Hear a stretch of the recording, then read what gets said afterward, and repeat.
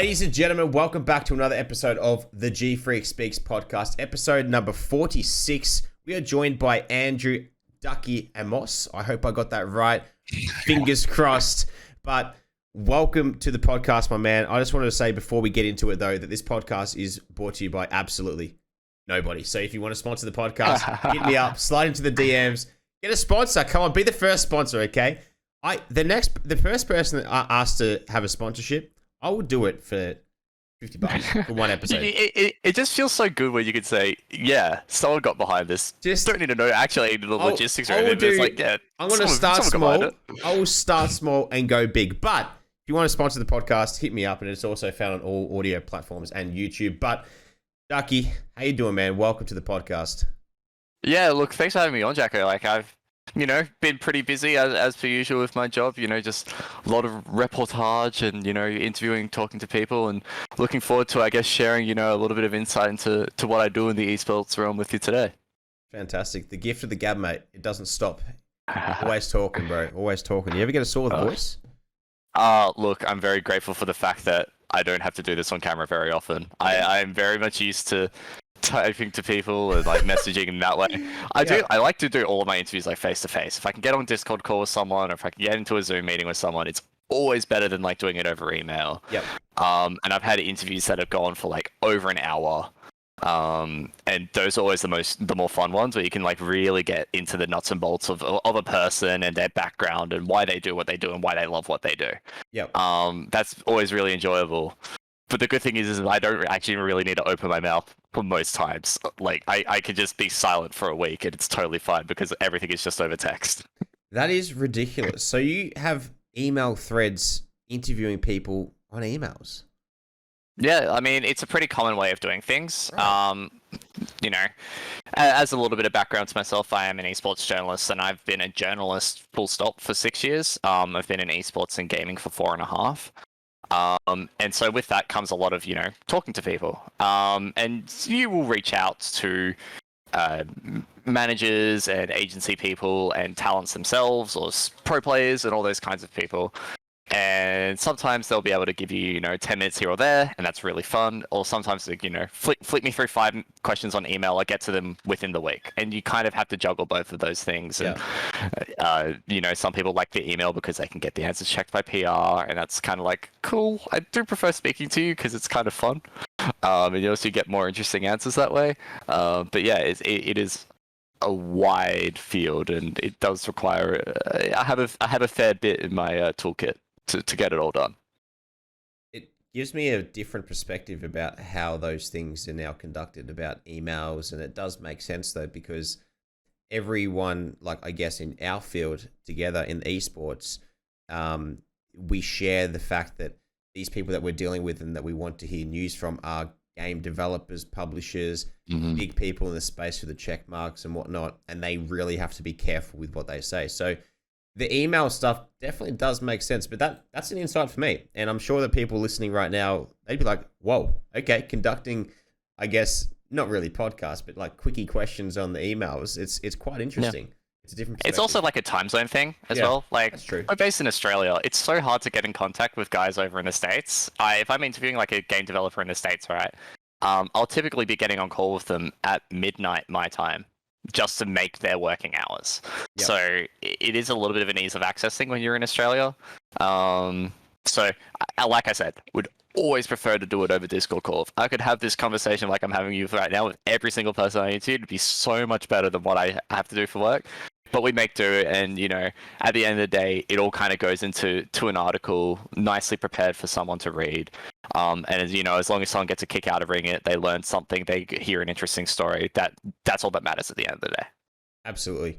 And so for you getting into the esports journalism, look, I kind of know the story because I did conduct that interview at DreamHack Live, so I'll hear it again. But for the people listening, it all started for you, with the cycling and all that type of stuff. You're still an avid Lycra wearer. I still believe that you still love riding on the road and stuff. That definitely I should have worn it right now. Should have worn it, mate. Had the speed helmet on and stuff. The fine taper down the back and all that type of stuff. But yeah, just let us know. give us a better understanding about how you got into it and where you are today. Yeah, so I got into journalism at the pointy end of 2016. I was in high school at the time. Was not too good in English at high school. Like I struggled a little bit in my English classes, and I figured out a way to improve that was to write about things that I liked. And at the time, I loved sport. I always have loved sport.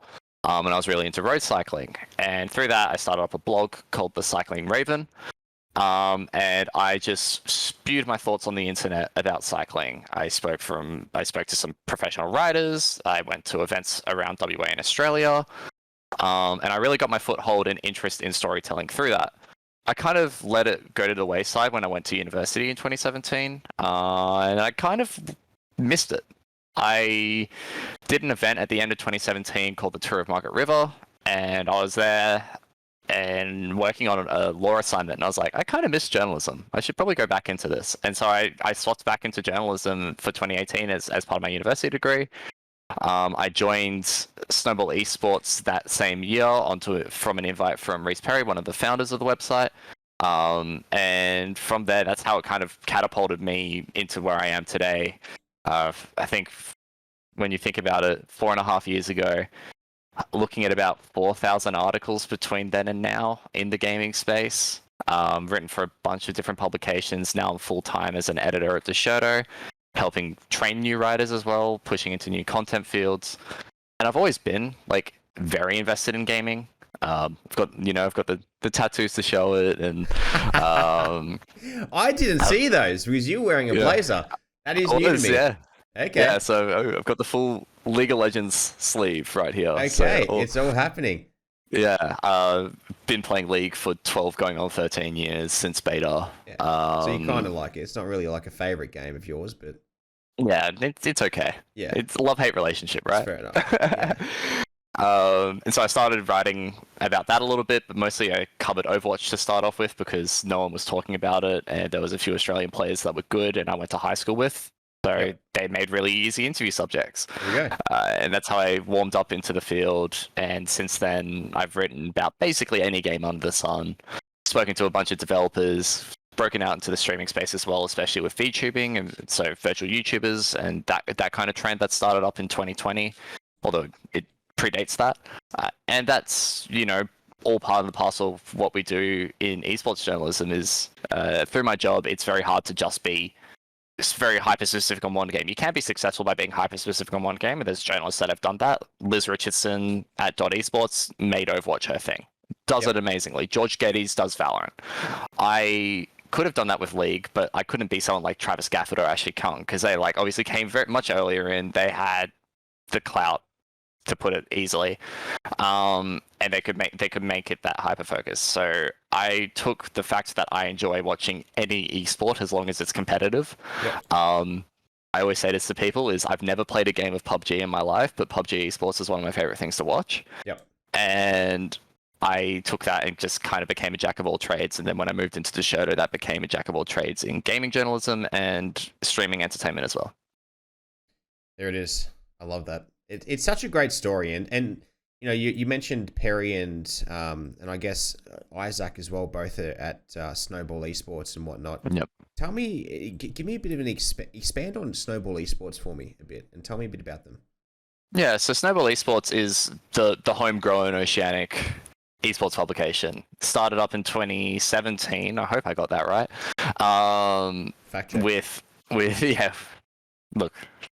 Beyond me. It started a long time ago. It's whatever. I'm in the company too. They can stuff it. So it was Andrew Ray and Reese Perry at the start. Yep. And they just wanted to write about League of Legends, and they did so for a really long time, and they did a really good job of it, starting to bring stories in. Eventually that filtered through to some people who are passionate about the Oceanic esports scene, bringing on people like Joshua Swift, previously of Order, as well as Isaac McIntyre, myself, Harry Taylor, Tyler, also known as Mordred. There was a few guys that kind of we joined the team, and it kind of built up, and it was this really small freelance community, just completely volunteer, all super passionate about Oceanic esports, especially Oceanic League of Legends.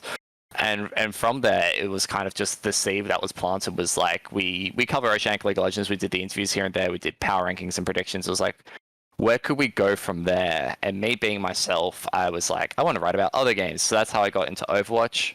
I started writing about Overwatch, and basically I became the writer that did everything but League of Legends at Snowball for quite some time. So I would cover Valorant when that came out. I covered Rainbow Six Siege. I did a little bit of CSGO, but that's been taken up by Taffy, Nicholas DeFoulis, who is absolutely amazing at what he does. And so what started as just an Oceanic League of Legends specific publication has now become the hallmark Oceanic esports publication. And at the end of the day, Snowball Esports is still my home. Like, it doesn't, pay the bills for me, but it is my spiritual home. I will forever be in debt to Snowball Esports, and Oceanic Esports more generally is my passion through and through. And I feel forever blessed to have had the opportunity to kind of hone my talents there and be able to bring, grow my skills elsewhere, and then bring that to improve storytelling here at home and also spread their stories further. Absolutely. And so, touching on the money point, how do you earn money as a journalist? Well, there's two ways. One is you can be salaried, which is the preferable way, probably, because it's just a consistent pay. This was that was a very basic question. I know that. Like, it's clearly salary or something, but it's just in case that people want to know. Okay, I'm interrupting, but continue. No, because it is an important point, because people talk about journalism pay, and one of the reasons why esports journalism is, I guess, clowned on a little bit, but people also realize in esports journalism and gaming journalism more broadly, is it is so hard to earn a living in it. It is ridiculously hard. In Australia, in games journalism, there wouldn't be more than 20 people who would make a living off of it. Okay. In esports specifically, I would be one of 2 or 3 who have made a living off of esports alone. Isaac McIntyre would be another one, and I'm really struggling to think beyond that. Yep. So it is super hard to make a living, and it's super hard to even get a salary in esports and gaming journalism.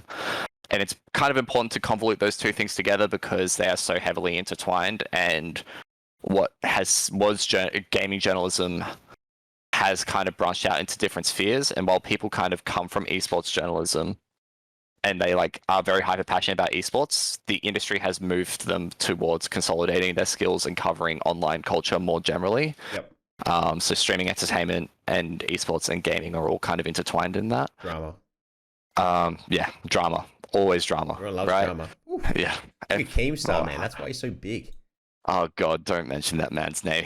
I just despise Keemstar. He's such a clown. Everyone has so many views on Keem. Same, but even like Jake Lucky as well. Like that, everyone has a different spin on everything. I love the creativity. I think that regardless of who they are and whatnot, the creativity to be able to come up and push something. Like Keemstar's very, open about his views. Jake Lucky just reports the news, and like there's different ways of putting the news out there, and it's great. Like regardless of who it is, what it is, and what comes out there, it really is. Without it, you wouldn't know half the shit that goes on in the scene itself. Anyway, and to your point as well, I really love that word convolute. What a great word! What a great word! It really sums up. That sounds fucking sick. Okay. Without getting into swearing too much, it really perfectly sums up. Like you could just say clusterfuck there, right? But convoluted really, it sounds better. It does, but it truly just sums up. You could chuck that in there. Yeah, I just walked down the street and ordered a cup of coffee, and then I had a convolute, and people were like, "Fuck, that sounds educated." Yeah, sounds good, mate. Like you could just chuck it in there. What's don't need to know the meaning of it or the context. It just works. What's wrong with your car, mate? I think it's the convolute. Okay, you know what I mean? Like, it sounds great. But I think that I want to touch on. How did you enter yourself into getting a job with DEXERTO? Yeah, so I was a freelance journalist for the longest time, and this ties into the pay discussion. So with freelance journalism, you're making money per article. Every publication does it differently. Some charge you per word. There's some publications which charge you per view, which is egregiously bad. There's some that kind of mostly do it by length and time spent, and they'll have a baseline freelance rate. Yep. So I started out with the freelance route. I was with .esports, and then the opportunity came up at DEXERTO, who were opening up an Australian office in August 2019. They were looking for a couple of writers to kickstart that. It was a salary. It was a stable job for me, and I was 18 at the time in university, and this was my way to make money. Like, you know, instead of, you know, working at Macca's or working at a cafe or working retail, I could work full-time in esports and actually live out my dream while studying uni on the side and balancing that. And so that became how I got into DEXERTO, and how I got into the full-time side of things was the opportunity kind of presented itself, and I had a decent portfolio of work in gaming by that point. I'd been a freelance esports and gaming journalist for over a year. Yep. And primarily embedded myself in the League of Legends and Overwatch scenes. And I used that as, you know, a baseline to build my portfolio up for DEXERTO. At the time, they were only looking for a senior writer, which in journalism terms is there's junior writers and senior writers, and then beyond that, there's editors. And they were looking for a senior writer, and I'd gone into that, and I was like, look, I'm probably underqualified for this, but here's like my resume and stuff. And they're like, yeah, look, we really want you on the team, but we have this other guy who's going to be a senior writer as well. And little did I know it was actually Isaac, who I was collaborating with at Snowball at the time. Fuck that guy. And so the two of us came in. I mean, Isaac is a gem of a human being, and he's great. He was at Fairfax before then, like as a sports journo. Yep. So he had the wealth of knowledge, while I was just some bushy, you know, bright-eyed 18-year-old kid, you know, stamping on his territory. Yep. And it was good, and we made a really great team. And then we brought on Brad Norton as well, and we became a really good trio. And from there, it kind of just grew into, I think, one of probably the best experiences I've ever had in my life was working with those guys. And Alex T gets a shout out here. I'm not even going to try and pronounce his Greek last name. He gets a shout out here. The core four, as I like to put it, we were together for 18 months at DEXERTO, and I would always say this to people: is we were the best esports and gaming journalism team in the world. Just us four, we could do so much between us. Yep. And every day was a riot going in with them, and I had so much fun. Obviously everyone moves on and they get new opportunities, and that's really great for them. I'm so happy for them that they have found new homes and they are loving what they are doing. And you know, from there I can also grow myself, and Isaac leaving gave me the room to become a managing editor at DEXERTO, take over his job, and you know, learn some new skills of my own. Where's Isaac? Where's Isaac? Yeah. He's at Gamers now, so he's, funnily enough, at our direct rival. Okay. But yeah, he took over head of Australian content at Gamers, I'm pretty sure. Yeah. Which is very funny because we basically work for rival publications, like tooth and nail, like at each other's throats. But behind the scenes, Isaac and I are still really great friends. Yeah. And you're also, I guess, you're still part of Snowball, correct? Yeah, we're both still part of Snowball. So you're both rivals out here, but then Snowball. Yeah. Love that. It's weird. It's great, though. It's great. Yeah. And it works. Like, you know, we have fun. We still like catch up every time we can. You know, me being in Perth, so remote from everyone else, but whenever we can, I try and see everyone, and you kind of get along with journalists in your field regardless of what publication you are. I find in esports and gaming, it's too small to hate people too much. It's too close. You can you can definitely like think that I do this thing better than another writer, right? I think it's healthy to have that kind of mindset of I need to have confidence in myself. Yep. But at the same time, word does spread very quickly. So if you do a bad job or if you have a bad attitude, it can spread like wildfire. Yeah, I'm judging you right now, okay? Yep. I'm keeping a close eye on you, Andrew. This is going on the internet. It's for that uni student in 20 years' time when they're studying esports in Australia that they watch this podcast. How you doing if you're listening? What's going on? Jacko, GFreak, and, you know, Ducky. We've got Ducky here. Anyway, it's interesting that, and I met Isaac at DreamHack along with yourself, and I was looking at your profile pictures. I'm like, damn, bro, that's I definitely asked Ducky a tough question there because he's getting real flamboyant on the microphone there, and answering that question. So, how was your experience at DreamHack and whatnot? I had so much fun at DreamHack. Yeah. Obviously, like the panel was like the start of my event when we did Okay. that. Spoke Yeah, to it the was. high It was schoolers. Friday. Yeah, it was straight away. But for me, it was just so good being back at an Australian esports event. It wasn't my first esports event. After the pandemic, I had been to South Korea for MSI covering League of Legends for 3 weeks. Yep. But this was my first at-home event, and it was so good to just catch up with people that I hadn't seen for 3 years. Talk to people in industry, kind of see how everything had evolved. And I said this to a few people along the weekend. It was very funny how MEO 2019 or IM Sydney 2019, right? I was a bit of I wouldn't say a nobody, but like I definitely didn't have as much reputation as I had built over the last 3 years. And then I could not walk around DreamHack without getting stopped constantly by people, which was great. Like I had a really good time chatting to people, meeting people who I may have only just seen their face on Twitter, right? Yep. And they would pick my brain about, oh, what do you think about this esports thing, or what do you think about this gaming thing, right? And we could have really good, genuine conversations in person that it's very hard to share online or on social media, and it's just good to be able to brush shoulders with so many talented people, so many wonderfully creative people, so many just damn good at their game, and tell their stories and interview them. Like I did some really, really nice interviews at DreamHack Melbourne. I interviewed Fallen, who has been an idol of mine in Counter-Strike for the longest time. And that was just a special experience, was finally getting to interview him and sit down and pick his brain about, the Last Dance project with Imperial and the Rio Major, which they've now qualified for, and how exciting that is for him to finally play at a home crowd on a scale like that at the tail of his career as a last hurrah. Beautiful story, beautiful man. And it was just good to be able to do those interviews in face to face, right? Because we talk about this scale of like, you do an interview in email and it's like, it's cool. And we do an interview, you do it because like you have to. Yeah. And you can do a video interview like this or like this podcast, right? And it is a lot more, you get to see the other person, their facial expressions, what they think about things. You can kind of tell by their gestures, how they are. But there's nothing better than, and this sounds very bad, but like shoving a microphone up to someone and being like, chat to me. I like the in-person ones. I do understand.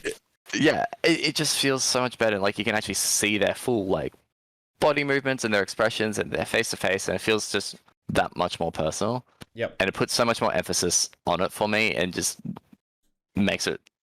I feel like at the end of all of that, I can just tell a better story. Yeah. Because you get to know a person quite quickly when you can just look at them for 15 minutes and how they act in that certain situation. You can you learn a lot of things about someone. And DreamHack was just a great experience for that. And it was a really nice return. I think Oceanic Esports really turned out for it. It was much more popular than the Melbourne Esports Opens was previous. Yep. It was a nice big convention. I think it was really well run. Outside of a couple of hiccups here and there, which is to be expected out the back of a LAN event when you haven't done one for 3 years. But I think ESL and Co put on a decent show, and it was really good just to see everyone again. And that was the main highlight of DreamHack. Was you can talk about all the work that you did, but at the end of the day, it was an opportunity to catch up with so many people that we hadn't seen in so long, and that is ultimately what makes esports here in Australia is that community.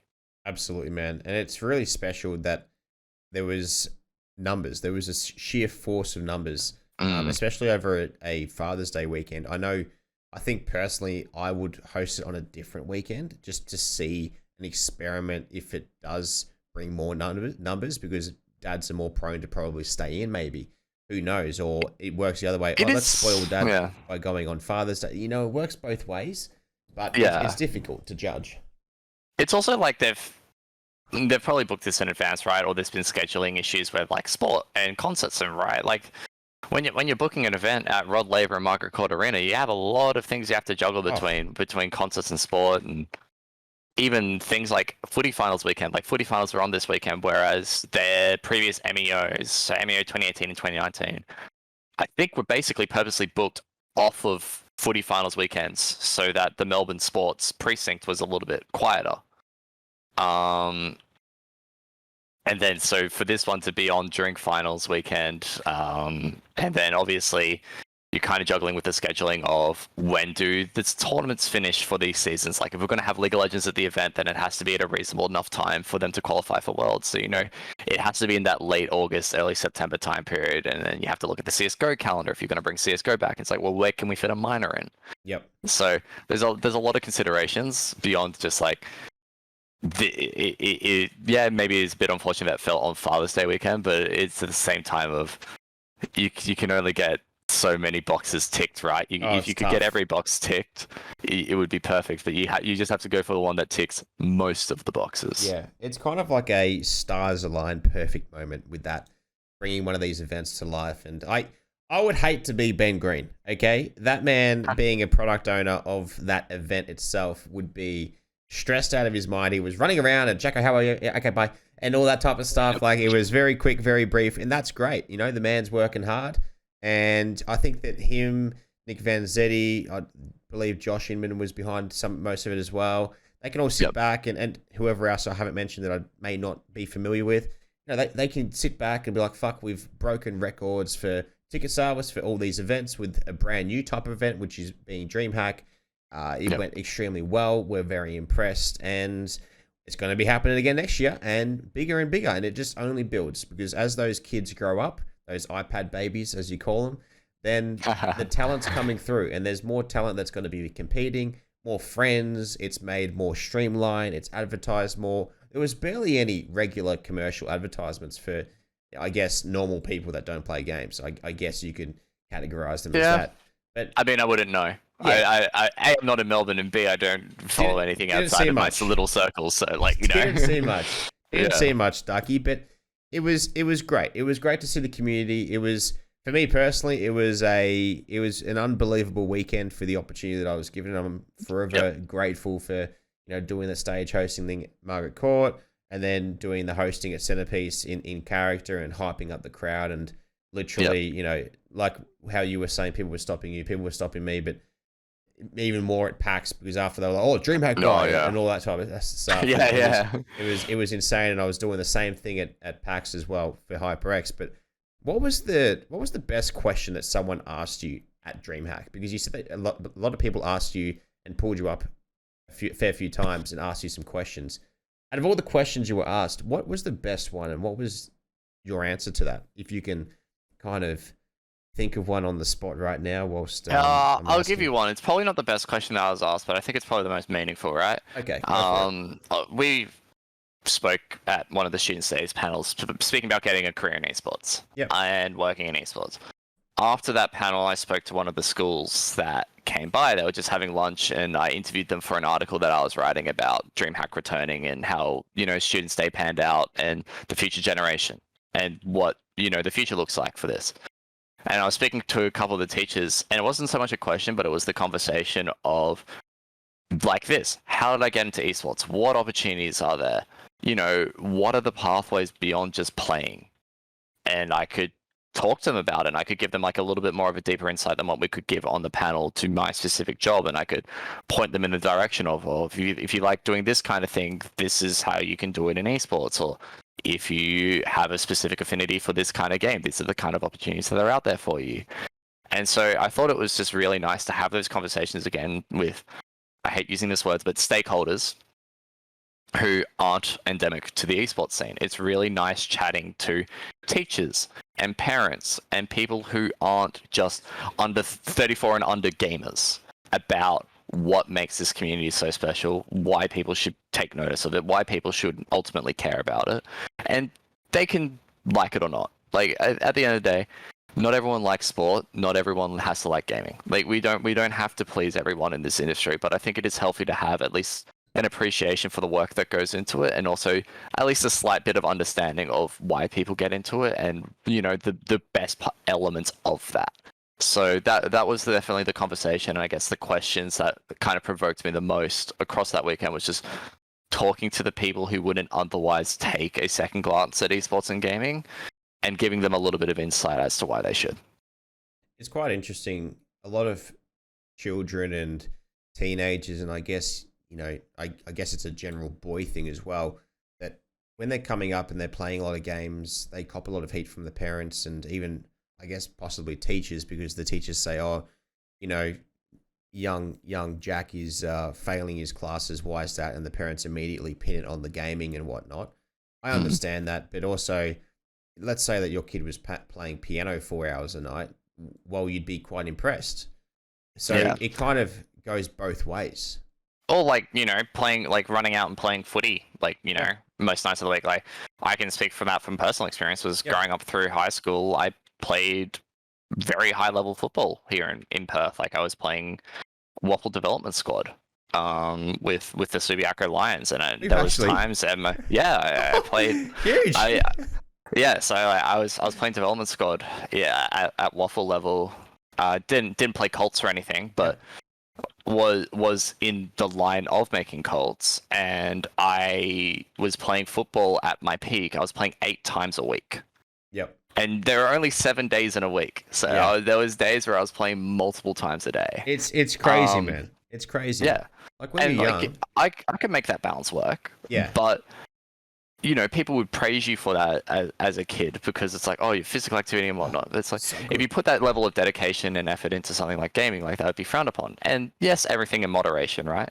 But I think people are slowly coming to realize that gaming in and of itself is just a team sport. It is a way of teaching the same skills that you can learn on a footy field, like communication, like leadership, like camaraderie, and it is just filtering that into a different space that is arguably more accessible because of the wide range of games that are available and the accessibility options that are within that. And you don't have to be physically amazing to play them.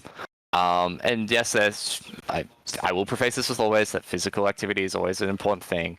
It should be emphasized on, but it does open up for people who maybe don't have that luxury, or they can't necessarily participate in the same way as most other people can, whether that be through disability or otherwise, and gives them the same space to learn similar skill sets that you learn through team sport.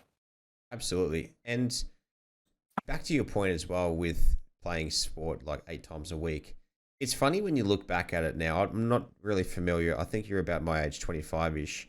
But yeah, I'm 22. So there you go. There we go. So you're in your 20s. But if you look back at it and you scroll back to when you were in high school and you were doing all these sports and playing the cricket and then playing footy and doing preseason for fucking polo and all that type of stuff. It's just like, how did we do that? But also kudos to our parents for driving us around, because most of the time that was before we were in year 12 and 18 and whatnot, and could drive ourselves to our own training and all those types of things. So it's impressive what the body can do, but not anymore, bro. Could you see yourself doing that? I mean, I'm back into hockey now. Okay. I played 3 hours of hockey last night, and the first thing I did was book a physio. So I guess you can see how it's going. Where'd you pull up, mate? Where'd you pull up sore? Calves. Calves? It's always my calves. My calves always pull out. Yeah. After running as well, it's just like, it kills me. What about the shins? You know that muscle on your shin? I don't get the shin splints like other people do. It's just like purely through the back of my one of those, not shin splints, but have you ever had a tight one of those like shin muscles? No. It's always been through the back of You got to get the massage gun in there. Like, I've got like a bullet tip, and I'm like, and even the calves, when you got the massage gun on that, you're like tinkering on it. You're like, It's not good, that was I had the dry needling today as well. That was just like getting in there. How's that? I've never done it. It's so good. I love dry needling. Yeah. Okay. Because it just gets deep. It's like just super deep. Right into the nice spots, and it's like if it hurts, it does well. Yeah, no, it's really good. Yeah, you should do it. I do recommend it. Okay. But yeah, I look back at those times and I'm like, the workload that I was doing back then for sport, the footy season was an anomaly for me. I would typically play sport like 4 times a week, 3 to 4 times a week, like as like an activity. But like in my adult years and since then, I have also participated in physical activity that is more strenuous than that. So, you know, there were times, especially in my heyday when I was cycling a lot, where I'd be riding 300 Ks a week, which is a lot of time on the bike. There would be times like now I'm playing hockey like twice a week. I'm trying to get in some yoga and Pilates, but that is still like a decent amount of exercise that equates to what I was doing for most of my high school life. I do like the little adage to the parents, like, you know, like driving us around always, and that my mom had to drive me from very far away from where I lived from school to places that were even further away from school because of where my school was located to take me to sports games. Yep. And and for community sport, at least it was thankfully closer to home. But there was a lot of driving and a lot of time commitment involved in that. But yeah, my sporting background, I would also say, influenced my gaming background. It gave me my passion for competing in gaming and playing esports. And I also took a lot of learnings from team sport and the kind of skills that you learn through that and applied them to the real world. And now looking at that, I see that as a similar path that you can follow with gaming. And I think it's really good. There are programs like Meta out there now, which is really pushing gaming in high schools and showing it as a team sport, showing it as a communication skill, a leadership skill, an all-round thing that you would use as excuses or reasons to play team sport are the same reasons why you can participate in esports in high school. And I think that's great. Absolutely, man. And I think that, to your point as well about taking those things that you do whilst, playing or whatever in video games, like for myself, I definitely found that in gaming, I know this is only small, it's a little bit funny, but whilst playing Call of Duty, I found that reading the play in Call of Duty helped, it enhanced my ability to read the ball when I was playing like Australian rules football. Being a centerman and a halfback flanker, I could just read the play better by understanding Call of Duty better. It's very weird and two different things, but understanding where things are going to go and predicting and standing in a spot where something's going to fall, which is the same as in Call of Duty, holding down a lane where people are spawning and things like that. So you can kind of relate those things to real life situations. And, gaming has helped me with my reaction time, decision making, and all those types of things as well. And I've learnt that I'm a left-eye dominant. So with Call of Duty Arena Shooters, the map is on the top left. So it's really easy for me to see that in my peripheral compared to people that are right-eye dominant. It doesn't work as well for me because if you shoot a gun, you've got to shoot right-handed. And because I'm looking with my right eye, it's not my dominant eye. So, but I can still 420 quickscope it. You know what I'm saying? But I found the same thing as well. I was back at hockey recently and doing training and just simple things like reaction speed tests and all that kind of stuff. I was like, I'm actually quite quick at this nowadays. I never used to be amazing, but maybe gaming has something to do with it. I don't know. I wouldn't really want to tap into it too much, but it's there are definitely crossovers between the field and more that people realize. And I guess if we're looking at gaming and esports on a more professional level right? People in esports are getting increasingly more fit. There is an increasing focus on healthy body, healthy mind. And so there is an increasing amount of professional gamers and esports players who are going out to the gym. They are running or they're doing some sort of physical exercise alongside playing their games professionally, because having that balance between, having that healthy body and allows you to perform at your peak better when you need to, when you're on the big stage. Yep, absolutely. And to your point, I was discussing that with the guests that I had last week, Andy, aka Aussie Andy Kane, and him and I were definitely aligned with this similar views where, being able to have a healthy mind and healthy body is absolutely the way to go. If you're obese and overweight, we love you for who you are, but it's not really how you should be. And your body is constantly sweating and you're perspirating and your heart is ticking at a higher rate, your blood pressure's high, and your body's working on things about keeping your body temperature cooler and all these other factors. Whilst if you didn't have to worry about that and you're sitting how we are right now, we're very calm, collected, the heart rate's low, you can think clearer, you can react to things faster, and your body overall, it doesn't have as many things that it has to process and really adapt to take on extra strenuous stuff which it doesn't need. Yeah, I mean, it is exercise is one part of that. Diet's another big part of that nowadays as well. I would say that diet is actually more important. Oh yeah, 100%. Yeah, for sure. So make sure you eat your vegetables, guys. But you steam yours or boil them? Oh, steam them, sure, but there's nothing better than roasting them in the oven a little bit. Yeah. You get that's good. Cheeky. With a little bit of oil. It's that. Nice. I love my roasted asparagus, roasted broccoli, all those kinds of things. How good's asparagus, bro? It's so good. It's underrated, man. But your piss stinks. It's not good. No one needs to know that, right? No one's there with you, so I guess it doesn't matter. Yeah, exactly. I Just guess eat it. It's delicious. Yeah, it doesn't matter. It's a great thing, and you can smash heaps of greens as well. Like, Yeah. a whole bowl of broccoli is about, I don't know, 60 calories, and you're full as a state school. It's just crazy.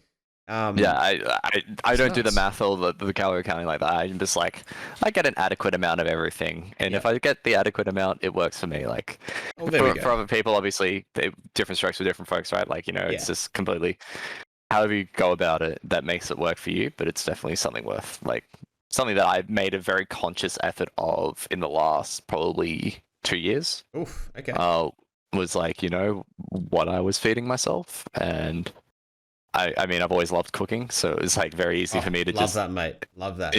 interchange it and like change things up a little bit and branch out with what I was cooking and also what I was eating. And I eat a lot more of what I cook nowadays. Yep. I'm not a fussy eater by any means. Like I've always eaten a lot of things, but just like cleaning up around the edges, basically. When you cook for yourself as well, you have a sense of accomplishment and achievement, and you have that dopamine hit as well. So when you sit down and you have that meal, I do it all the Yeah. time. But you sit down and you take your first bite. Oh fuck! But for me, That's just how I work. it's more of a meditative thing. Okay. Like because I'm literally sitting at my computer like this. Yeah. Because I work from home as well. Okay. I'm here for 40 plus hours a week. I study, so like I'm obviously here studying as well. I like Oof. playing games with friends, so I'm playing games outside of that. And when you think about it that way, there's a lot of time spent in front of a computer. So cooking for me is my way to take myself off of the computer for an hour or a couple of hours at a time, right? Depending on like how big the cook up is. Yep. And just listening to a podcast in the kitchen while I make dinner. Funnily enough, that's exactly that. what I'm going to be doing at the end of this, right? Like I'm going to just Always. chuck on a podcast. Gonna, I've got carbonara in the menu tonight, so love not that. like the healthy stuff we were talking about earlier, but nice little Friday. carbonara for the It's fine, Friday. why And, not? and you'll be Exactly. listening to the GFreak Speaks podcast. You got 45 Past episodes. episodes. Yeah, Yeah. I've got plenty of episodes Well to catch done, up mate. on. Well done.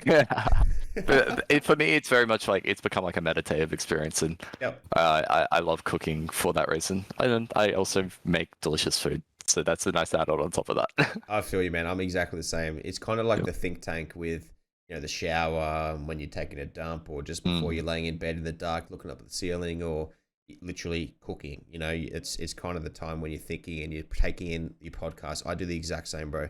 Yep. And you're just listening and whatnot. But what's the best dish, mate? What's your favorite dish that you knock up? Oh, my favorite dish that I knock up myself. Yeah. Well, if you were to ask my roommate, it's my pizza. Pizza. I do this like Okay. I do like homemade pizza. Pizza base and I, stuff. like I make the base myself. Double O flour. No, so Ooh. my pizza is more of like a deep dish style focaccia style pizza Okay. because I find it's just easier to make at home rather than having to whip out a pizza stone and making it fancy like all like that. Yep. And getting all the just make it. It's basically just a focaccia bread topped with pizza toppings. So like Love that. it's just like a focaccia bread, tomato sauce, pepperoni, basil, cheese, done. That's what they love. For me, I don't know. I've got like a lot of things that I really like making at home. I'm a breakfast guy. Okay. Nothing really gets me up in the morning better than baked beans on toast with eggs. How good is it? And I make homemade baked beans. Oh. And they're Not amazing. the Heinz ones. Okay. No, I make my own baked beans, and that's always something really special and something that I have a lot of pride in. Is like it's so good and it's healthier, which is You're nice. gonna have to send me that recipe, bro. It's Yeah, good. What I will. type of I will. beans I are you will. using? I Kidney beans use or a mix of pinto beans and butter beans. So Okay. like small white beans and big white beans, basically, is what I Okay. use. And they are amazing. I Okay. love that a lot. If we're talking about outside of that, nothing. I can't go past a lamb shoulder. Love Yeah. a good lamb shoulder. slow cooked? Always. How good is a slow cooker, mate? See, the fella, like, chicks get it, but the fellas sometimes just don't with the cooking. I don't know why, but like, when it comes to cooking, it doesn't get easier than chucking shit into a slow cooker for And 8 then hours. then leaving and then coming back. And then fucking off for the day, 8 hours, and coming back, and in your house, how good's it? Mate, I walk It in, I've smells amazing. got a stiffy when I walk in. I can smell it down the hallway in the elevator. I'm like, oh my God, the whole apartment building smells like my food. I cannot wait. Yeah, it's always such a nice feeling. I've had it like a few times. Like I've had like honey mustard chicken in the slow cooker, Oh, and you come home and it's just like huge. it just smells like that. Lamb shoulder, Yep. pulled pork, Oh, you name it. oh, It goes just down eat a it, mate. treat. It's late. Yeah, I don't want to be hearing this stuff. it's so funny because I work from home. I can like cook on my lunch break, right? So Yes. there's been numerous days where I have put on like a spag bowl at like 12:30, Yeah. and it's just slow cooking in the background for like 5 hours until dinner, and Yep. it smells amazing for the rest of the workday. It's beautiful. Oh, dude, how good is like people don't really appreciate a pasta dish in the slow cooker. Like when I do it, like I do a pesto one, Yep. and when I put that all in there and I top it with the spinach and cheese for the last hour to let it melt on top, um, you part cook the pasta well under al dente. It's kind of still hard, but it's a little bit squishy. Drop it in there and stuff, but it comes up great. It's one of my favorite dishes, and it's only 4 hours. It's great. So that's spaghetti bolognese. I'll have to try that too. But it comes up nice, man. It's anything in the slow cooker. It's unreal. Yeah, no, it's always the way to go, I find. And I don't know, it's a good way of like exploring different things as well. It's like when you cook like different things, like you can be like, oh, I want to like try this cuisine, right? Like, so like, I've made a really big effort to learn a lot of Middle Eastern and Mediterranean food recently. Yep. Yotam Lengi is my bloody inspiration. I have so many of their cookbooks. And like that stuff like that is great. Also, like Asian cooking, and I know saying Asian cooking is like so broad and diverse, so if I'm going to hone into it, like a lot of Korean stuff. Yep. Also a lot of Indonesian food.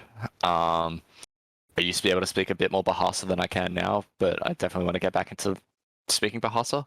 But I like one of my favorite dishes of all time is just beef rendang, and being able to make that at home is a joy. I know it's blurred out behind me, but if I move my hand quick enough, the blur kind of fades the cookbooks. I can see the books. I can see the cookbooks. Yeah. So that's why your bookshelf of cookbooks. Yeah. My God, your housemates come in and you're missing a book. You're like, that's my fucking bookshelf. No, he just eats all the food. Like he just loves it. He's like, "What are you cooking for dinner tonight?" And it doesn't matter what I say. He's just like, "It's probably going to be good anyways." I'm like, "Cool." Huge. You played yourself as well. He's already like, "Oh, I can't cook. You can cook. See you later." Unless he does all the cleaning and whatnot. But Oh, we split it up. We've got the routine down pat. Okay, I love that. That's absolutely enormous. I want to go back to our earlier conversation when you were talking about waffle and your experience with that. Yeah. What position do you play, bro? What did you used to play? I played everywhere basically because I played basically everywhere except in the forward 50 was how I was summed up as a player. So for school footy and club footy, I primarily played fullback. And for waffle development squad with Subi, I primarily played centre halfback. So two very distinct positions, right? When you think about it, but for club, the spine. For club and school footy, it was really I was good kick out of the goal square. I had very safe hands for marking and that kind of thing, but then I also had the legs to run, so I could play from fullback and actually run out of the 50 a little bit and actually keep moving the play forward and then drop back and then keep doing that. And so moving forward a little bit to center halfback and the halfback flanks is I could do that and just push up a bit further. Yep. Just don't put me in front of goal. It was basically the rule. You're nervous. I just couldn't do it. I could kick perfectly straight anywhere else, but just don't put that pressure of kicking six in front of me, okay? That's fair enough, man. Look, personally, I used to play back flank and center. I'd kick majority of my goals from the back flank though. Literally always on the run. I never had set shots. It was just always, do all that top stuff. I was a crash and bash player. I'd run through ruck taps, run through everyone type of thing, get it out. Yep. Not really a fringe player and stuff, but I could also do that because I had a really good cardiovascular ability on myself as well when I was obviously lighter, because now I'm doing more bodybuilding type of stuff. But it was great fun, but I just can't right now. I can't do any sport that could get me injured because if I get injured, especially now, not working in an office anymore, being on the trade, as a subcontractor, if you get injured, you lose that stability, right? Yeah, you don't have a job. You can't work your job. It's not like an office where you could be missing an arm and a leg and you can still type at a keyboard and move a mouse. And so, bills aren't going to pay themselves. The mortgage is going to pay itself. The utility is not going to pay itself, and the car's not going to pay it. You know what I mean? So you've got all these things coming in, and they don't wait. They don't care about your feelings, and you just got to be smart about it, and pick those other avenues. But you've got your hockey and stuff as well, which is interesting because I played that in school just for like PE stuff, bro. Fuck that shit. Okay, it is fun. But you've got sticks swinging around. I'm too worried about messing up my pretty face, okay? And this ball that's hard as a fucking chestnut. How are you doing that shit, man? I say that. I actually almost got hit in the head last night, which is kind of funny. See what I mean? I don't know. It's just such a fast-paced game, and I just love that. It has a fair bit of running in it, which earlier on was really fun for me. Now it's like getting back into that fitness once I get there, it's really fun. I just love working myself to the bone. Yep. I don't know. It's just there's something about it. I've always had like great teams playing hockey, whereas I found I don't know if I fit too well into footy culture at times. Yep. I feel like there's definite footy culture in Australia, right? Whether you play league code or AFL code, there is footy culture across both. That stems across. Hockey didn't have that same kind of culture, and it kind of fit better for me. Yep. And I have always just enjoyed it. And it's a super fast-paced sport, and it's super technical as well. Like, relies on a lot of hand-eye coordination, which is so funny because my summer sport throughout my entire high school was cricket, and I was the worst batsman imaginable. So even though I was playing hockey and I was playing inner as hockey, so I was a forward and taking shots in hockey and primarily our goal scorer, and very good with the hockey ball and that, I could not hit a cricket ball to save my life. My highest score in 5 years of cricket is 9 not out. So we're doing absolutely great here for that. And so, yeah, I don't know, for hockey, for me, there's just no other sport for me. Like, it's just a hard description to have, right? But like, that's why a lot of people get into sport and they play this one sport, and you ask them why they play. It's like, I don't know, I just like it. Yeah. With hockey, I do remember there was 2 things. Indoor, you can only swing the stick under knee level, and outdoor it can come all the fucking way up. So what is that? Yeah, is that for true? the most part. For the most part, like most rules, they don't want you like taking the full like that, right? Like that. Yeah. You don't have to do the full golf swing. Probably don't need to anyway.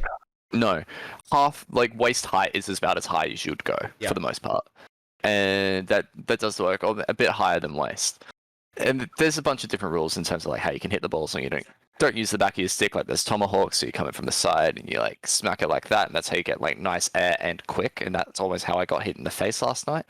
And there's things like your drag flicking, you're pushing the ball, you're slapsticking. There's a bunch of different ways to move the ball around, but it's always fast because that hockey ball skids on turf like that. It goes shoo. Yeah, synthetic. It just skims, the plastic skims off the plastic, and it's just it's a big so shit good. fight. It's kind of like when you have a new AFL ball. I know that they're discussing this now, but they have to be kicked in because the leather on the boots, it doesn't agree well with the coating on the AFL kangaroo leather.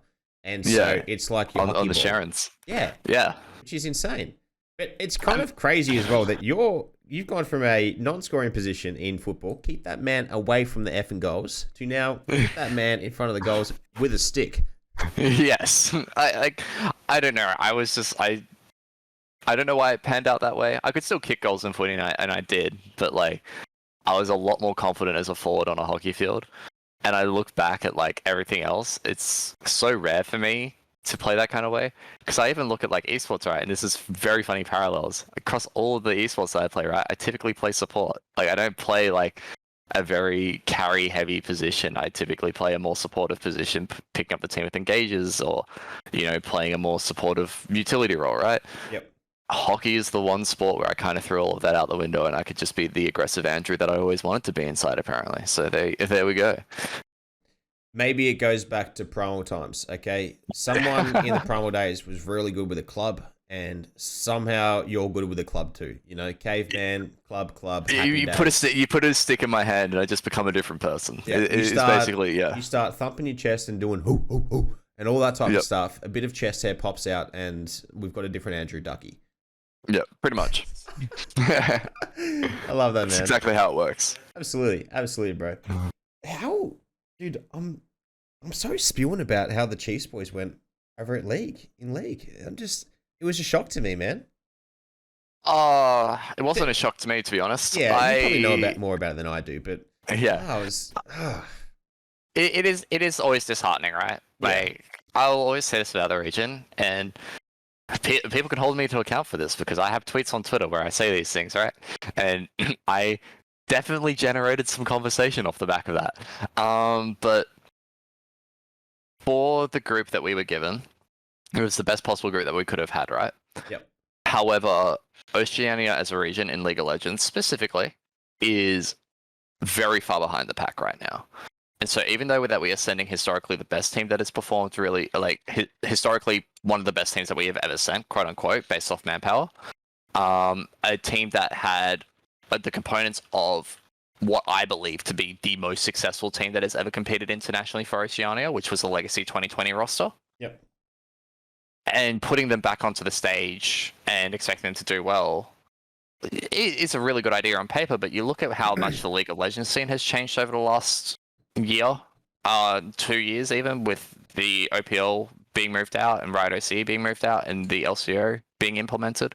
The brain drain that kind of comes from that, where we had a lot of top talent exported to NA and EU Masters.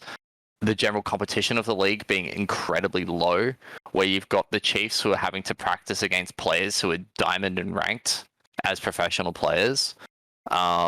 And you compare that to the high intensity environments that are being cultivated in other regions, even regions that we beat previously, like Japan, Turkey, Brazil, who we always had decent matchups with in the past.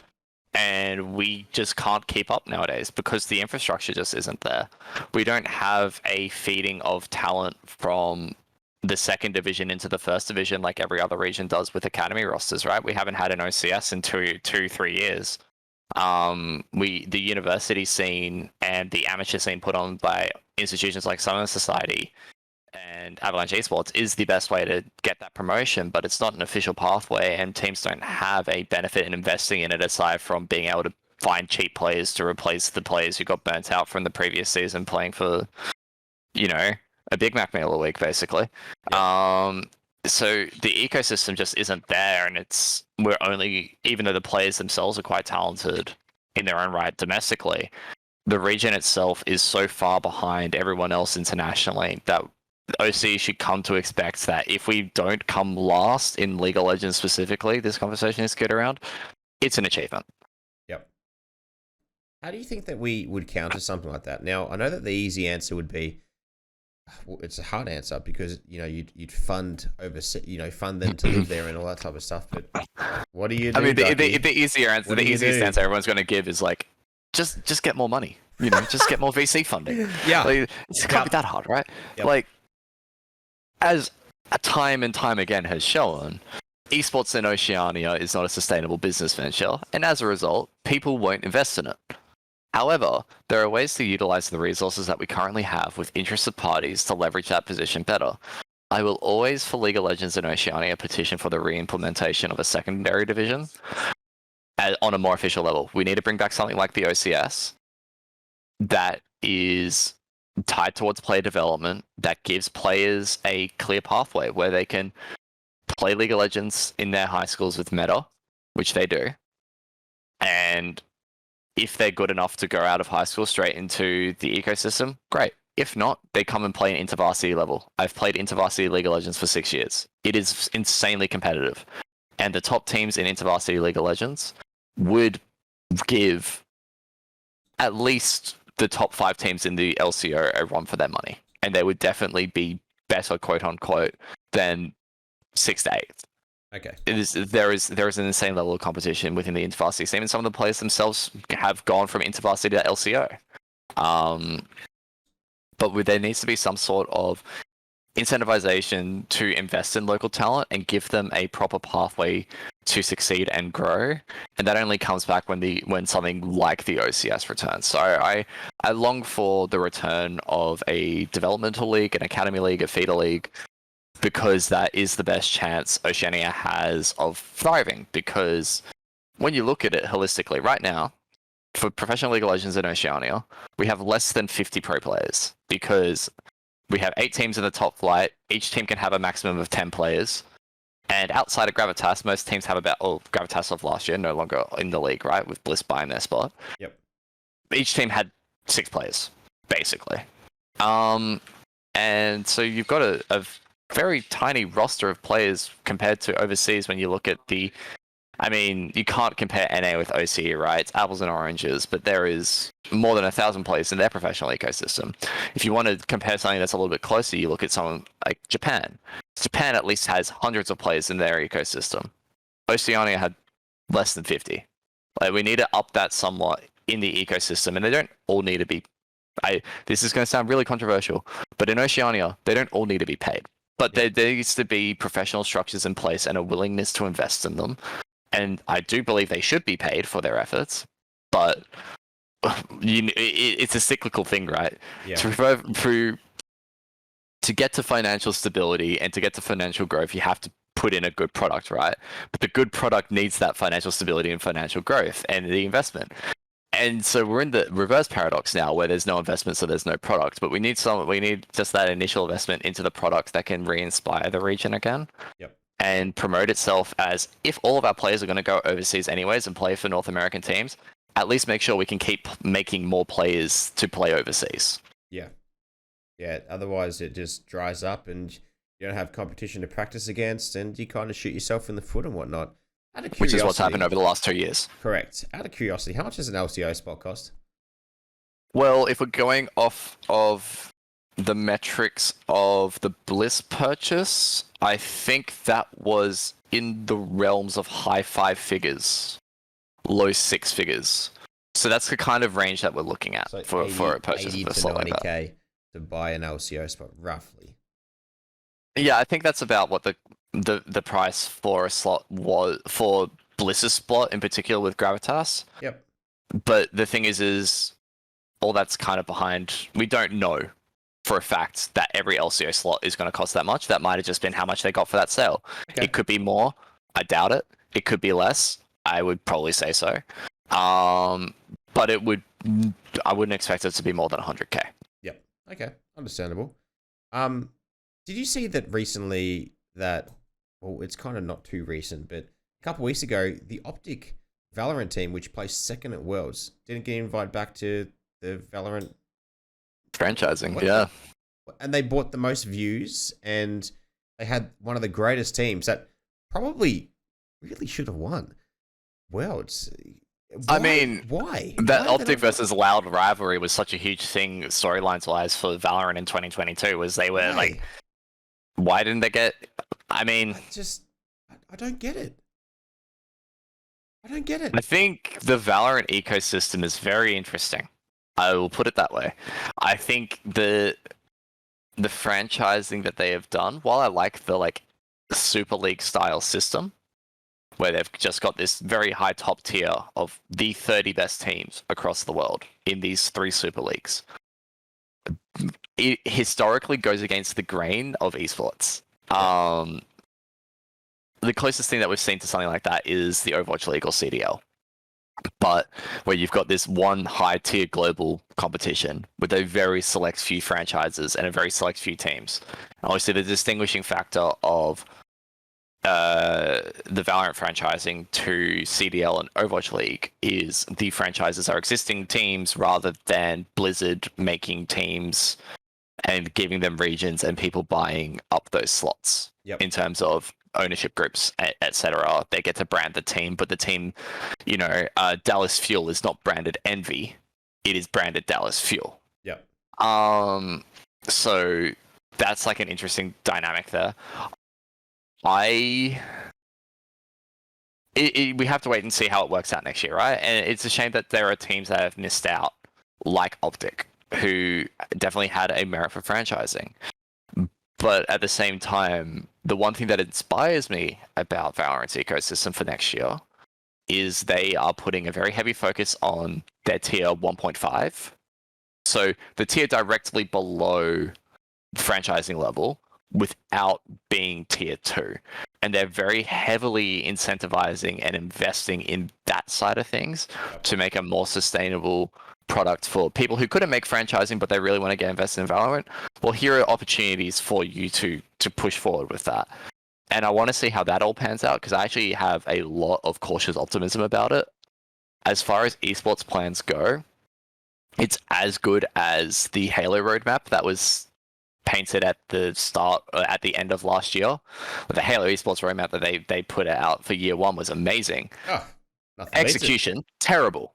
Absolutely. But like the plan was good, and they had it there, and it was there. So I have a similar feeling for Valorant, where I actually really like the plan for Valorant. It sucks in the interim, especially for all these players who grinded for so long only to have all of their spots dry up. Because when you think about it, only 3 franchise teams in the America's Franchise League are from North America, right? Yep.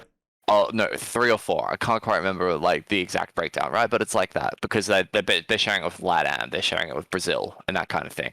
And it sucks for players who might have been on a 5th or 6th place roster, who now are staring down the barrel of, I might not be on a team next year. And we have seen some of those players, like Aren, for example, previously of XSET, move internationally. Like he's now playing for Global Esports India.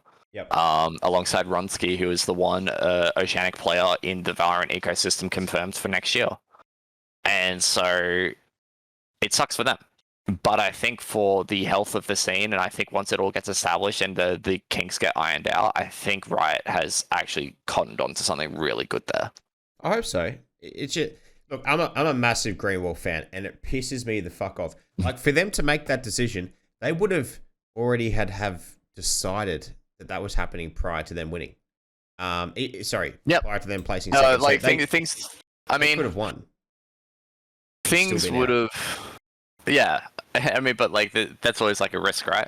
Oh. And it's so because things were probably still up in the air, right? Like you look at like G2's spot, right? Basically confirmed the spot, and then the Andrew Tate controversy happened, and they lost their spot over it. Yeah, like. Plain and simple. That's what happened. That's why G2 lost their spot. Riot came out and said that was like it was because of this, and so it does go to show that like, yeah, Optic could have won Champions and then not gotten a spot, but you know, I think it's just the cutthroat nature of those things, right? And it wouldn't.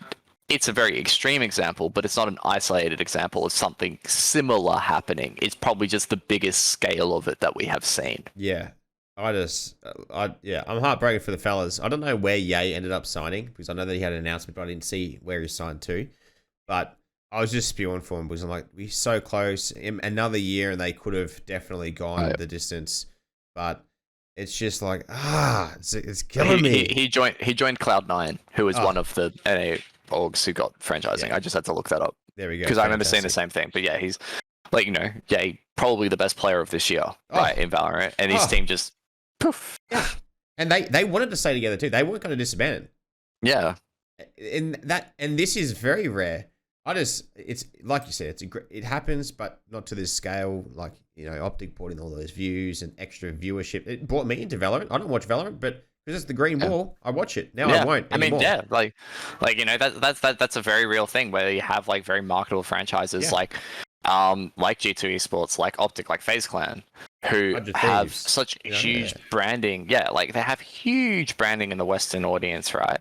And missing out on some of those franchises in your tier 1 Premier League will hurt. But I think with the way that the ecosystem is set up to potentially now allow promotion and additional franchising slots, I think teams will benefit from at least staying somewhat in touch with the Valorant ecosystem. But I understand the hesitancy of teams who don't want to get burned by Riot and have looked at maybe what's happened in League of Legends in some cases and been, I don't want that to happen to us. And aren't going to participate in the tier 1.5 kind of ecosystem until there's a clear indication of how it's going to run and how well it's run. but I think in the long term, it's a good model. Yep, absolutely. I actually find it quite interesting with that G2 Andrew Tate situation that, you know, the CEO was cited with him, took a photo. I think that maybe it was the whole way the CEO went about things. It was. I think it entirely comes down to not the initial action, but the aftermath of it. Yeah, where yeah. he did the double down Yeah. of like, you can't pick my friends, right? He went for it. Look, bold statement. I'm not Yeah. going to say too much about it. Like, it's a bold statement to say that, but for me, it's like a case of like, read the room. You have got an audience, and I say this to a lot of people in esports who come out with similar conversation points, right? Yeah. Esports as an industry is surprisingly inclusive considering the reputation and stereotypes of gamers. Yep. It is an incredibly inclusive and accessible industry, and as a result, there are specific types of messaging that come alongside that. As long as you don't associate yourself with someone who is currently being demonized on the internet for being a total nutcase, you're going to be fine. But Yeah. Carlos did that, Yeah. and he reaped the rewards. Like, he reaped what he sowed, and the reward was standing down as G2 CEO, his organization that he started back in 2015, losing their guaranteed Valorant franchising spot, and ultimately off the back of that, probably 8 figures worth of business damage as well in terms of financial deals that have, you know, probably fallen through as a result. Like, you know, that's just how the cookie crumbles, but it is the consequences of the actions, and it's also a case of not reading the esports room. Yeah, it's definitely not good. No. And it could have been gone about so differently, but even like I kind of feel sorry for him. Like if he did found G2 like you're saying, then, you know, to found that org, build it up to what it is, and then just get kicked out of your own home. It's like, fuck, man, that's pretty insane. Yeah, it is, and like I said this in the aftermath of all that. It is. I'm very interested to see how G2 operates post Carlos, right? Because the one thing that I look back on is how Optic fared when Hex left. Oh. And they did not fare well. No. And yes, Hex wasn't a founder. It always has to be like said. Hex wasn't actually a founder of Optic, but Hex made Optic. He was the face of Optic, and he bought it leaving for $50 back like in 2008 or 7 or 6. Yeah. And him leaving to go to NRG it killed the Optic brand for 2 years, basically. Yep. And then him coming back was the best thing that ever happened. Absolutely. So, like, losing a figurehead like Kolos for an org like G2 will have severe ramifications. And I don't think that will be realized until next year, but it will happen. Do you think he comes back? I reckon that he still has some he'd still have shares or some sort of stakeholder in the company. He'd be on the board of something. He just wouldn't be. He would be some sort of advisor role. Yeah, probably. He just wouldn't be. But he's not going to be. He's just not going to be the CEO. Yeah, yeah. Which is what he was. Pretty much. How that all pans out remains to be seen. Obviously, looking at how G2's roster moves are looking up, they lost their Valorant spot. They missed out on the CSGO major. Yep. Their League of Legends team internally combusted at Worlds, and now they are offloading their marquee talent.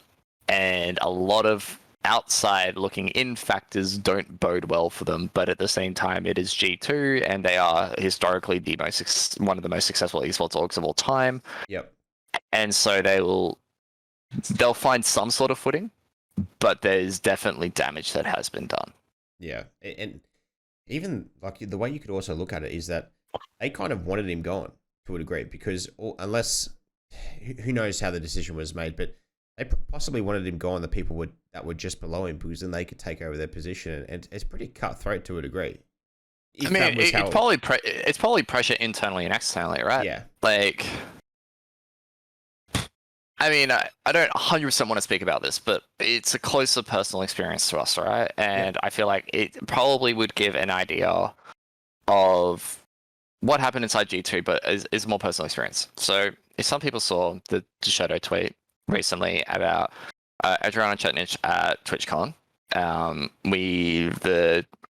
our publication's Twitter account made a very insensitive comment about Adriana Chetnich, who hurt her back in the foam pit at TwitchCon. Oh yeah, that infamous Lenovo Intel where they had to sign waivers, right? Yes. We put out we put out like an insensitive tweet about it.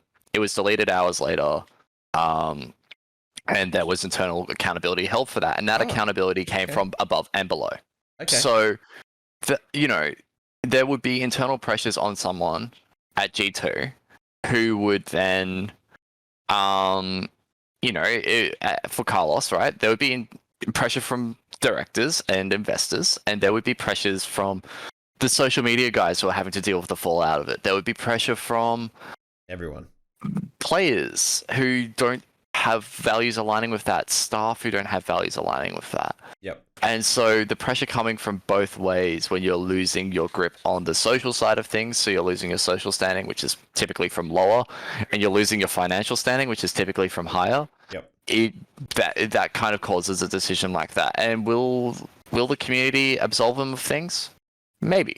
Like, there has been redemption stories, and there has been people who have arguably done worse and been accepted back into the community. Yep. And been heralded as legends and titans as a result. Yeah. But it will just suck in the interim, and he will have to pay the consequence.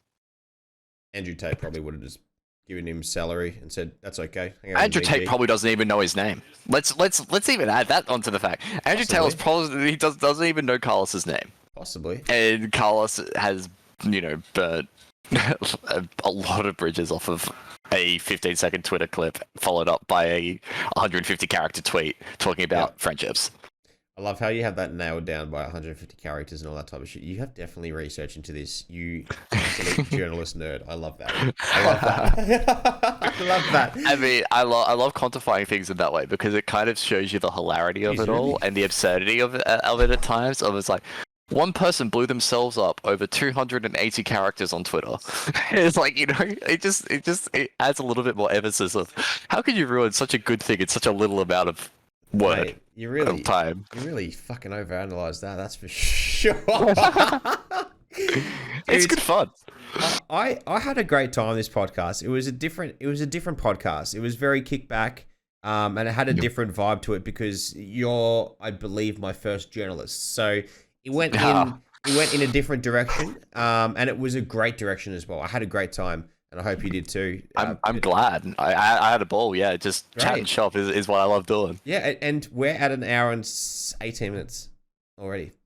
So I'm gonna wrap it up here. But Alrighty. I just want to say thank you so much for coming onto the podcast and for your time as always. But are there any closing words or comments that you'd like to shout out to the audience that are listening or watching on YouTube right now? Well, yeah, no, shout out to obviously a lot of people that have made me, if you listened back to earlier the broadcast of like who I kind of highlighted through the start there and who have been an instrumental part of my career, they all got a mention out there. I guess the only shout out that I have is I still do esports journalism, I still do gaming journalism, and I write a lot of wonderful pieces of everything from Twitch gambling metas to VTubing to interviewing Faker. So if you want to check that all out, check out my Twitter at DVCKY_ is where I mostly post all of my brainwaves. And yeah, I thank you as well for having me on and being able to chat shop and hopefully enlighten some people about esports journalism, because I find that it is often not understood as well as it should be. People just say like, "Oh, we live on Twitter." And it's like, yeah, we do, but like we also put work in behind the scenes to make sure that stories get told in a really nice way, especially the guys that are dedicated to the craft and not just there to maybe write about their favorite games and stuff, but the guys who are really dedicated to the craft and telling stories. They do amazing work, and the industry deserves like a little bit more, I guess, understanding before people come to cast judgment, I think. Absolutely, man. And dude, once again, thank you so much for your time as always. Was this your first podcast? No. As a guest? Yes, it was. No, not even as a guest. I've guested on a couple of podcasts, and I have hosted at this point over 50 podcasts, podcast episodes. I would say I've hosted. I'm no rookie when it comes to podcasting, but you'll catch me. I'm not hosting podcasts anymore, so you're fine. Hunting you down like a fucking lying in the grass. But thank you so much for coming on, man. Make sure to keep up to date with all the socials. I'll put all Ducky stuff down below in the descriptions. And if you guys are on all the audio platforms, make sure to leave it a 5-star. And YouTube, get a fat thumbs up, okay? If you love Ducky, and chuck a question in the comment section, okay? And Ducky might get around to answering it. But that'll do us for now. Until then, remember to be safe, stay small, and as always, boom, baby. Peace.